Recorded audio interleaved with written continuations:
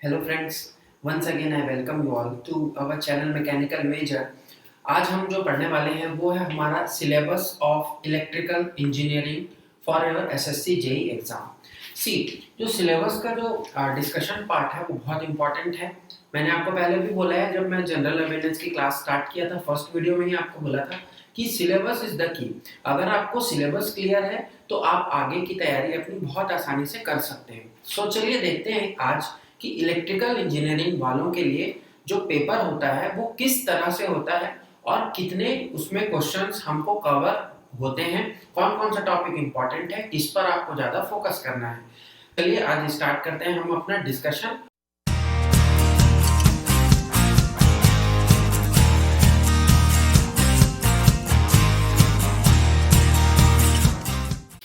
Syllabus में अगर मैं बात करूं तो ये आपके जो 9 इंपॉर्टेंट टॉपिक्स या आप सब्जेक्ट्स लिख सकते हैं इनको, ये आपके लिए इंपॉर्टेंट हो जाता है क्योंकि जब हम तैयारी चालू करते हैं हमें ये नहीं पता होता कि कौन सा सिलेबस से इंपॉर्टेंट टॉपिक्स आने वाले हैं।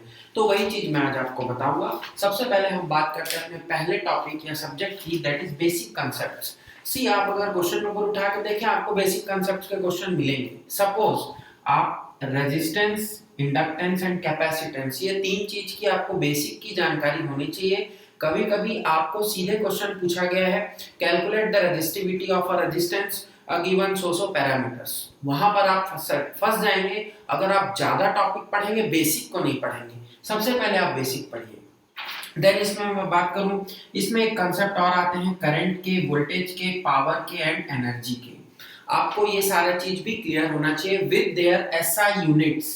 इंपॉर्टेंट है, अगर आप सिलेबस उठा के देखेंगे तो आपके सिलेबस के फर्स्ट लाइन में लिखा हुआ है कि all the questions will be asked in SI units.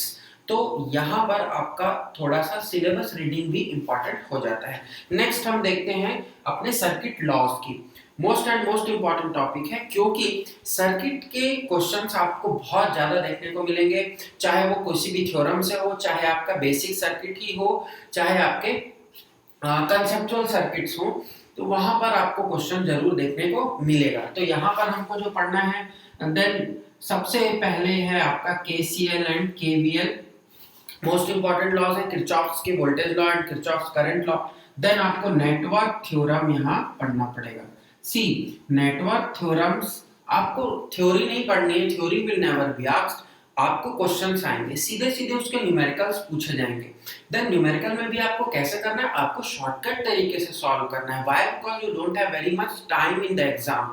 Competitive exams में आपको सबसे इंपॉर्टेंट चीज होता है टाइम मैनेजमेंट। आपका कंसेप्ट क्लियर होना जरूरी है। तो ये चीज भी मैं आपको बीच बीच में एक दो क्वेश्चन कराता रहूंगा जब हम तैयारी स्टार्ट कर देंगे, क्योंकि आज से मैं आपका इलेक्ट्रिकल का सब्जेक्ट भी लेने वाला हूँ।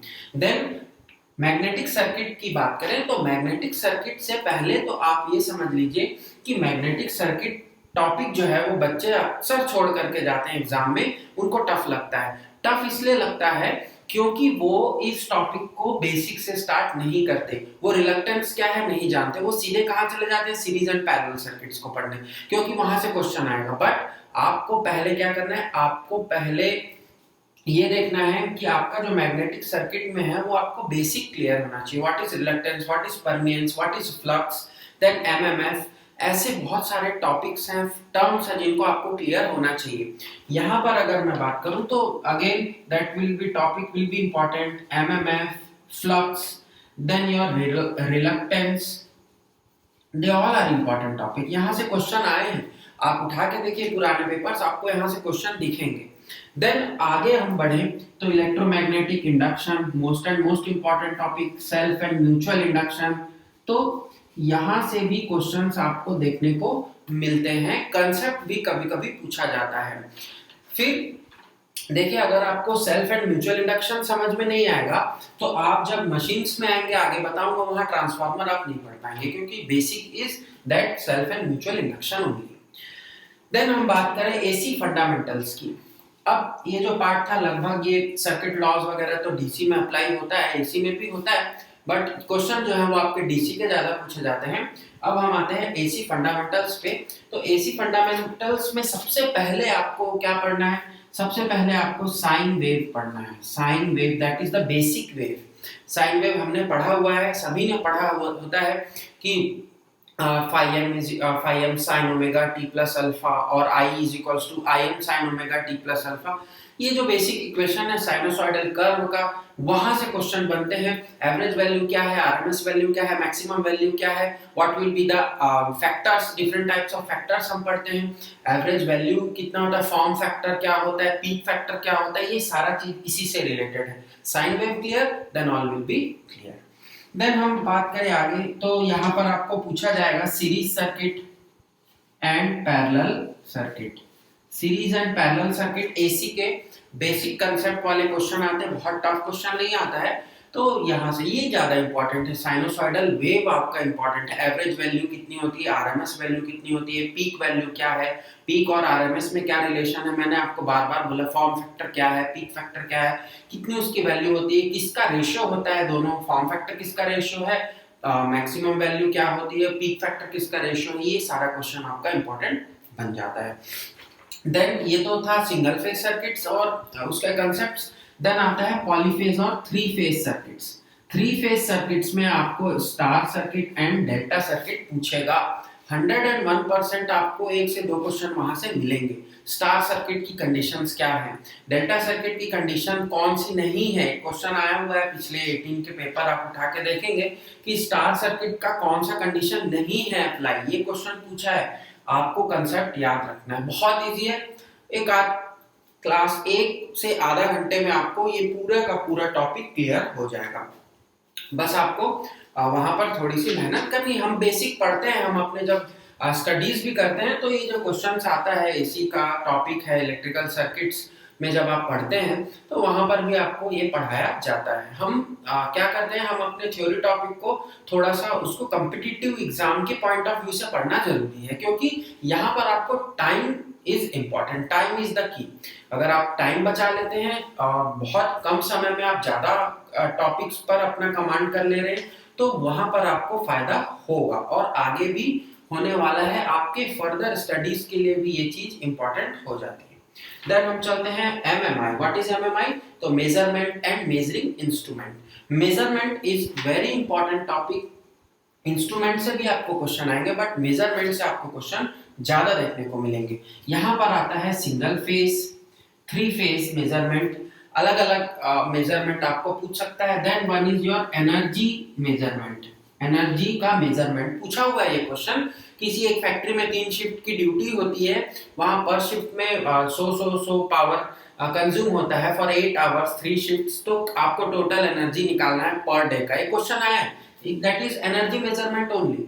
तो यहां से भी आपको क्वेश्चन देखने को मिलेंगे। 2018 का पेपर आप उठा करके देख लीजिएगा, ये क्वेश्चन आपको पूछा हुआ है। देन हम बात करें तो यहाँ पर 2 watt meter method, most important topic for your from your measurement syllabus. 2 watt meter method, 2 watt meter method क्यों है? क्योंकि यहाँ से आपको हर बार क्वेश्चन पूछा जाता है, चाहे आपका थ्योरी हो, यूनिवर्सिटी एग्जाम्स हो, कॉम्पिटिटिव एग्जाम्स हो, चाहे इंटरव्यू में भी आपको ये टॉपिक पूछा जाता है। मुझे 2 बार ये इंटरव्यू में पूछा गया, अलग अलग जगह का इंटरव्यू मैंने दिलाया था, तो यहाँ पर आपको क्वेश्चन पूछा जाएगा। Then your moving iron type and moving coil type, PMMC, all that instrument types जो आपको इजीली किसी भी टेक्स्ट बुक में मिल जाएगा। मैं बुक्स पे भी एक वीडियो लेकर के आऊंगा, अगला वीडियो जो होगा वो हमारे बुक्स पर होगा, तो आप बने रहिए चैनल पर। और आज जो हम सिलेबस पढ़ रहे हैं उनकी कौन सी बुक आपको पढ़नी है, कौन सी बुक बहुत अच्छी है, कहाँ से क्वेश्चन आते हैं, वो भी मैं आपको अगले वीडियो में बताने वाला हूँ। Then electrical machines, it is my favourite, it is one of my favourite subjects. मैं इसी पे ही बहुत सारा जो क्लासेस है वो लेता हूँ, और जो टीचिंग भी है मेरा वो इसी सब्जेक्ट का ही बेसिक, और जो इसका मशीन 1 एंड मशीन 2 का जो सिलेबस है वो मैं पूरा डील कर रहा हूँ। लगभग 5 से 6 साल हो गया मुझे ये सब्जेक्ट पढ़ाते, और बहुत ही अच्छा सब्जेक्ट है। क्वेश्चन यहाँ से भी आते हैं, शॉर्ट एंड स्वीट क्वेश्चन रहेंगे। आप पिछले पेपर को देखिएगा, वहां से आपको समझ में आ जाएगा कि कितना डीप हमको जाना है। Machine is a very deep subject. आपको बता दूं तो मशीन के सिलेबस में आप क्वेश्चन पेपर देखे बिना तैयारी बिल्कुल चालू मत करिएगा, आगे आपको बहुत ज्यादा अंधकार लगने वाला है, क्योंकि ये चीज आपको बुरी लगेगी लेकिन ये फैक्ट है। तो मशीन्स में आपको क्या क्या पढ़ना है, first is your DC machine, then is your transformer. अगर आपको डीसी के कंसेप्ट क्लियर है और जैसा मैंने आपको बताया सेल्फ एंड म्यूचुअल इंडक्शन अगर आपको क्लियर है, तब आपको ये वाला टॉपिक पूरा समझ में आएगा। ये जो कि मशीन 1 का सिलेबस है हमारा, बहुत ही प्रिसाइज क्वेश्चन आते हैं। न्यूमेरिकल्स जो है वो आपको यहाँ से जो पूछने वाले हैं वो आपको मेंस में पूछा जाएगा, प्री में आपको यहाँ से न्यूमेरिकल नहीं आएगा, चांसेस बहुत कम है, कभी कभार पूछा गया, अपवादों को आप एग्जांपल ना लीजिए। तो अगर आप देखें तो बहुत इजी कंसेप्ट आते हैं डीसी मशीन्स के एंड ट्रांसफार्मर के। देन हम बात करें एसी में, तो आपको single phase and 3 phase induction machine पढ़ना है, देन आपको पढ़ना है सिंक्रोनस मशीन्स। इतना आपको मशीन में पढ़ना है, single phase and 3 phase induction Motors. और वहां जनरेटर तो जनरली पूछता नहीं है, बहुत लोगों को पता भी नहीं होगा कि इंडक्शन जनरेटर्स नाम की भी कोई चीज होती है, क्योंकि बहुत ही रेयरली यूज्ड मशीन्स है। आप कमेंट सेक्शन में जरूर मुझे बताइएगा आज के इस वीडियो के बाद देखने के कि इंडक्शन जनरेटर का कहाँ यूज होता है। बहुत इंपॉर्टेंट चीज है जो जनरली लोगों को पता नहीं होती। आप मुझे जरूर बताइएगा खोज करके, और अगर आप जानते हैं तो आप बहुत अच्छा पढ़ चुके हैं, बस आपको ब्रश अप होना है अपनी कंसेप्ट्स पर। तो सिंक्रोनस मशीन्स भी बहुत इंपॉर्टेंट है, क्योंकि इसके बिना हमारा जनरेशन तो पॉसिबल नहीं है। और सिंक्रोनस मशीन से खास करके आपका सिंक्रोनस जनरेटर से, दैट इज अल्टरनेटर्स, वहां से क्वेश्चन 100% आएगा। तो आपको ये वाला टॉपिक भी छोड़ करके नहीं जाना है। आप बाकी टॉपिक्स जो मैं नहीं लिख रहा हूँ यहाँ वो आप छोड़ सकते हैं, बट मैंने जितना टॉपिक यहाँ लिखा हुआ है इतने टॉपिक को बस आप कर लीजिए, आप 85+% मार्क्स लेकर के आएंगे। दैट इज माय चैलेंज, ये मेरा चैलेंज है। Then GTD, generation transmission and distribution, it is a subject for power system. Power system 1 में आप पढ़ते हैं, पावर सिस्टम 2 में भी लगभग यही कंसेप्ट होता है। तो इसी से ही मिला जुला है जो सिलेबस आपका बना हुआ है फॉर योर SSC एग्जाम। तो GTD में आपको क्या पढ़ना है, सबसे पहले आपको पढ़ना है पावर स्टेशंस। पावर स्टेशंस कितने टाइप के होते हैं, कौन कौन से पावर स्टेशन की क्या क्या खासियत है, कौन सी कैरेक्टरिस्टिक्स उनको सूट करती, कहाँ पर वो बनाए जाते हैं। देन आप अगर मैं इसको रिलेट करूं किससे, हमारे जनरल स्टडीज से, तो वहाँ साइंस टेक का जो पोर्शन है वहां से भी आपको ये पूछा जा सकता है। थर्मल पावर प्लांट्स खास करके और न्यूक्लियर पावर प्लांट्स आपके लिए इंपॉर्टेंट हो जाते हैं फ्रॉम दिस टॉपिक। आप जनरल अवेयरनेस में भी इसको रिलेट कर सकते हैं, न्यूक्लियर पावर प्लांट्स कहाँ हैं, कहाँ कहाँ उसके हैवी वाटर प्लांट्स हैं इंडिया में, ये क्वेश्चन आपको जनरल अवेयरनेस से पूछेगा, बट आप यहाँ भी पढ़ सकते हो उसको। तो आप ऐसे ही कुछ चीजों को आप रिलेट करिए जो आपके कॉमन सिलेबस के टॉपिक्स हैं, जैसा मैं आपको एक एग्जांपल बता चुका हूँ। देन हम यहाँ बात करें तो यहाँ आपको load factor, diversity factor, maximum demand, ये सारा चीज का कंसेप्ट आपको पूछा जाएगा। क्रोनोलॉजिकल लोड कर्व क्या है, लोड ड्यूरेशन कर्व क्या है, ये सब चीज वहां से पूछा जाएगा। बेसिक कंसेप्ट है, आपको बस उसकी जनरल जानकारी होनी चाहिए। And one, you should know the basic details. First, second, you have to clear about the formula. If a formula or if it is a ratio, ये सारा चीज आपको पता होना चाहिए। देखिए एग्जाम में टफ स्टूडेंट टफ के लिए नहीं बनाया जाता, बहुत ज्यादा ब्रिलियंट स्टूडेंट के लिए पेपर नहीं बनता है, कोई भी पेपर बनता है फॉर एन एवरेज स्टूडेंट। और जो अच्छे स्टूडेंट होते हैं वो एवरेज वाले के स्टूडेंट का मार्क्स से ज्यादा लेकर के आते हैं, इसीलिए वो क्या करते हैं, वो क्लियर कर जाते हैं। देन यहाँ हम बात करें कि cost of generation, important topic है cost of generation. Cost of generation से आपको क्वेश्चन देखने को मिलेगा, जरूर मिलेगा, तो कॉस्ट ऑफ जनरेशन इंपॉर्टेंट है। Then power factor improvement, power factor improvement, power factor improvement is a very important topic. Why? Because it is directly related with your cost of generation, cost of generation से ही related है, क्योंकि जब आप supply side में आते हैं तो वहां पावर फैक्टर बहुत इंपॉर्टेंट हो जाता है। सप्लायर जो है वो आपको क्या करेगा, पावर फैक्टर को इंप्रूव कराने के लिए बोलेगा, अगर आपका पावर फैक्टर इंप्रूव नहीं है, खराब है, तो आपको पेनाल्टी होगी। तो power factor improvement is very important. जब आप किसी इंडस्ट्री में भी जाते हैं एज ए क्वालिटी इंजीनियर, तो आपको ये चीज का नॉलेज होना चाहिए, ये चीज क्लियर होनी चाहिए। देन हम बात करें इसी में ही जो जनरेशन ट्रांसमिशन एंड डिस्ट्रीब्यूशन है, यहाँ पर एक और सब्जेक्ट इंटर रिलेटेड है इससे, दैट इज प्रोटेक्शन। प्रोटेक्शन से आपको क्वेश्चन पूछा जाएगा। कौन कौन से क्वेश्चन इंपॉर्टेंट है वो देखेंगे हम। तो प्रोटेक्शन में सबसे पहले आपको जो देखना है वो है short circuit current for faults. See faults हम लोग पढ़ते हैं symmetrical and asymmetrical faults, single line fault, double line fault, double line to ground fault, line to line fault. ये सारे का आपको बेसिक नॉलेज होना जरूरी है। बेसिक नॉलेज के बिना आप वहां पर क्वेश्चंस को समझ ही नहीं पाएंगे। समझना है फिर आपको सॉल्व भी करना है। तो फॉल्ट्स जो है वो इंपॉर्टेंट है, खास करके आप एसिमेट्रिकल एंड सिमेट्रिकल फॉल्ट्स को पढ़ लेंगे। बहुत इजी है। कौन से बुक से पढ़ना है अगले वीडियो में जरूर बताऊंगा आपको। यहाँ पर वीडियो बड़ा हो जाएगा इसलिए मैं केवल अभी इंपॉर्टेंट टॉपिक्स आपको डिस्कस कर रहा हूँ। देन आपको यहाँ पढ़ना है फॉल्ट्स में एचआरसी फ्यूजेस, जो आपका प्रोटेक्शन वाला टॉपिक है वहीं पर ही। देन आपको पढ़ना है इसी में ही बुकॉल्स रिले। आई होप कि आप सब इनसे परिचित होंगे। बुकॉल्स रिले कहाँ लगाया जाता है ये भी आप कमेंट सेक्शन में मुझे बताएंगे, मुझे बहुत अच्छा लगेगा। Then Merz Price scheme, most important topic for protection, Merz Price scheme. तो ये है, इसी में ही आपका एक और रिलेट किया हुआ है टॉपिक लिखा हुआ है। तो क्वेश्चंस आएंगे केबल से आपके क्वेश्चन पूछे जाएंगे। केबल्स में आपको टाइप्स पढ़ना है, उनकी रेटिंग्स पढ़ना है और कनेक्शंस पढ़ लेना है। थोड़ा सा कनेक्शंस पढ़ लेंगे, डीप में पढ़ने की जरूरत नहीं है, but types and ratings are more important. Then हम बात करें utilization of electrical power. Then again it is one of my favourite. ये भी मेरा टीचिंग इसी में भी 6 से ज्यादा साल का हो चुका है, 6+ more years of teaching this subject, utilization of electrical energy और इलेक्ट्रिकल पावर। तो यहाँ पर भी आपको टॉपिक्स हैं। केवल मैं 3 टॉपिक लिखूंगा यहाँ, क्योंकि 3 टॉपिक के अलावा आपके लिए इस पेपर के लिए इंपॉर्टेंट नहीं, वैसे तो बहुत सारे टॉपिक्स होते हैं। First one is illumination.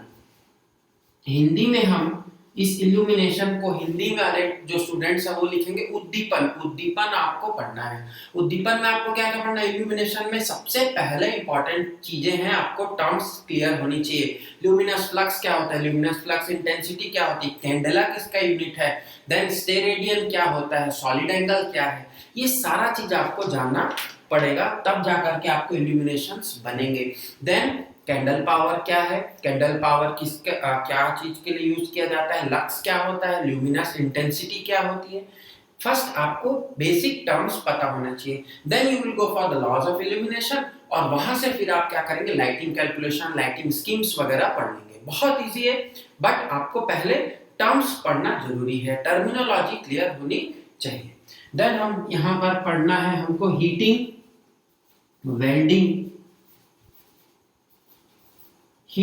Welding and drives. See, heating and welding both are very subjective in nature. आपको यहाँ बहुत ज्यादा फॉर्मूले वगैरह, बहुत ज्यादा टर्म्स, टर्मिनोलॉजीज मिलेंगे। फॉर्मूलेज बिल्कुल भी आपको नहीं मिलने वाले हैं। आपको केवल types of heating and types of welding पढ़ना है, और उनमें कौन कौन सा आपको वेल्डिंग कहाँ कहाँ एप्लीकेबल है, कौन कौन सी हीटिंग कहाँ एप्लीकेबल है, वो सब चीज आपको जानना है। Basic, only basic. देन मैं बात करूं ड्राइव्स की। सी ड्राइव्स इज एक अपने आप में खुद एक सब्जेक्ट है। Electrical drive is a subject in itself. तो आप बहुत ज्यादा उसमें जितना डूबेंगे उतना ही डूबते जाएंगे, तो आपको ज्यादा नहीं डूबना है। देखिए कि गहराई से सबको डर लगता है और ज्यादा गहराई में उतरना भी नहीं चाहिए। तो मैं यही बोलूंगा कि आप पहले देखिए कि ड्राइव से क्वेश्चंस कैसे आए थे, ये चीज मैं आपको करा दूंगा। डोंट वरी, ड्राइव्स को भी हम पढ़ेंगे, बट जितना आपके सिलेबस के, आपके एग्जाम पॉइंट ऑफ व्यू से इंपॉर्टेंट है, बस मैं उतना ही कंसेप्ट को आपको टच कराऊंगा। Then this all is about UEP, utilization, and last but not the least basic electronics. Basic electronics में आपको बहुत ही बेसिक क्वेश्चन आते हैं। सी इलेक्ट्रॉनिक्स हमारे सिलेबस का पार्ट तो है, बट उतना ज्यादा इंपॉर्टेंट नहीं है, क्योंकि हम इलेक्ट्रिकल इंजीनियरिंग वाले हैं।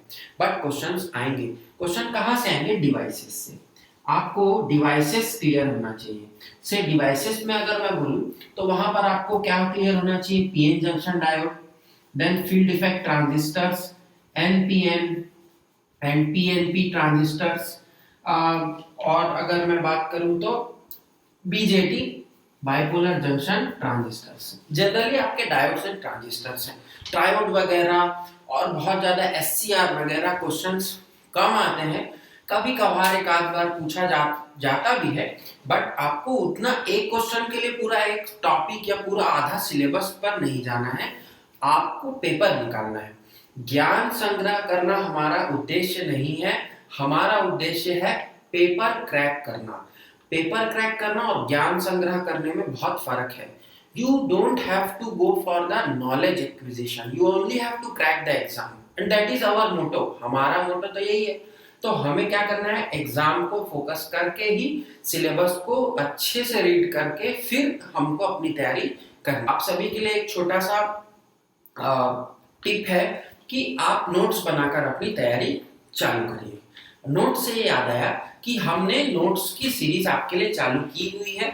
जनरल अवेयरनेस के नोट्स आपको हिंदी और इंग्लिश मीडियम में मिल जाएंगे। नंबर्स जो है वो आपको नीचे स्क्रॉल चल रहा है वहां पर मिल जाएगा। आप व्हाट्सएप में हमें कांटेक्ट कर सकते हैं। So thanks for joining, thanks for watching, thank you very much.